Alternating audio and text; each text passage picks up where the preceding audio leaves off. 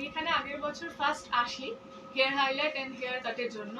তো তখন আমার প্রচন্ড পছন্দ হয় কাজটা, এত সুন্দর করে হেয়ার কাটটা করা হয়েছিল। আমি নিজেও জানি না কি পছন্দ হয়েছিল কাটটা, বোন সেটা দেখে প্রচন্ড পছন্দ করে এবং এই পাশে হেয়ার কাট করতে খুব ভালো এখানে কাট করে। তো আজকে আমি নতুন হেয়ার কাট করি, এটা আমার প্রচন্ড ভালো লাগে হেয়ার কাটটা।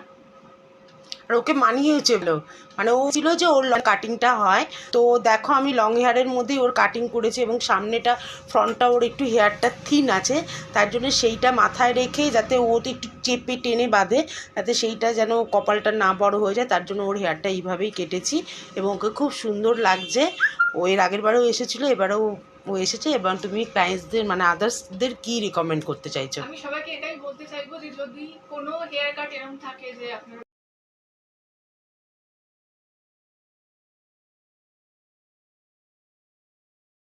কোনো রকম হেয়ার কাটের জন্য আসতে পারো, যার যেটা পছন্দ হবে যেরকম ছবি অনুযায়ী সেরকম ভাবে এখানে করতে পারবো।